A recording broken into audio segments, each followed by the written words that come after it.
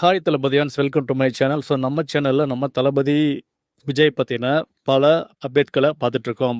அதாவது நம்ம தளபதி விஜய் தமிழக முதலமைச்சராக பதவியேற்று கிட்டத்தட்ட 10 நாட்களுக்கு மேலாகிறது.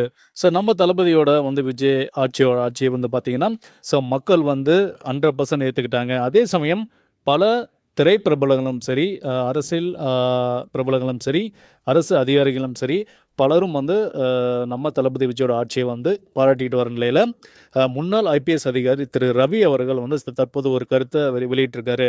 ஸோ அதாவது முன்னாள் ஐபிஎஸ் அதிகாரி ரவி அவர்களை பற்றி தமிழ்நாட்டுக்கே தெரியும். ஸோ முன்னாள் ஐபிஎஸ் அதிகாரியாக இருந்து இப்போது யூடியூப்பில் அவருடைய அனுபவத்தை ஷேர் பண்ண மூலிமா பல பேர்த்துக்கு அவருக்கு நல்லாவே தெரிஞ்சிருக்கும். இந்த நிலையில் தற்போது தளபதி விஜய் அவரோட ஆட்சியை பற்றி அவர் ஒரு கருத்து தெரிவிச்சிருப்பாரு.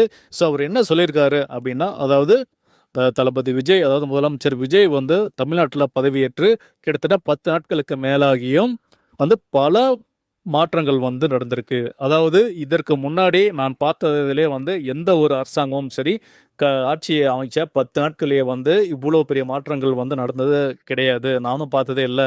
ஆனால் முதலமைச்சர் விஜயோட ஆட்சியில் கிட்டத்தட்ட 10 நாட்களிலே இவ்வளோ பெரிய மாற்றங்கள் தமிழ்நாட்டில் அரங்கேறி இருக்குது அப்படிங்கிறத என்னால் நம்பவும் முடியல. அதே சமயம் மிகவும் சந்தோஷமாகவும் இருக்குது ஒரு அரசு அதிகாரியா அப்படி சொல்லியிருக்காரு. ஸோ அதே சமயம் அதாவது முதலமைச்சராக அப்படின்னு அவருக்கு மார்க்கு போடணும் அப்படின்னா, ஸோ 100க்கு 100 நான் மார்க்கு போடுவேன், யோசிக்காமல் போடுவேன் அப்படின்னு சொல்லியிருக்காரு. அது மட்டும் இல்லாமல் அதாவது எலெக்ஷன் முன்னாடியே பார்த்தீங்கன்னா திரு ரவி அவர்கள் வெளியிட்ட ஒரு கருத்து கணிப்பு தான் மிகவும் வைரல் ஆச்சு. ஸோ அதாவது அவர் என்ன சொல்லியிருந்தார் அப்படின்னா, அதாவது 234 தொகுதிகளையும் மிக பெருவாரியான வாக்குகள் பெற்று தனி பெரும்பான்மையாக நம்ம தளபதி விஜய் ஆட்சி அமைப்பார் அப்படின்னு சொல்லிட்டு தேர்தலுக்கு முன்னாடியே சோஷியல் மீடியாவில் மிகவும் ஓப்பனாக சொல்லியிருந்தாரு.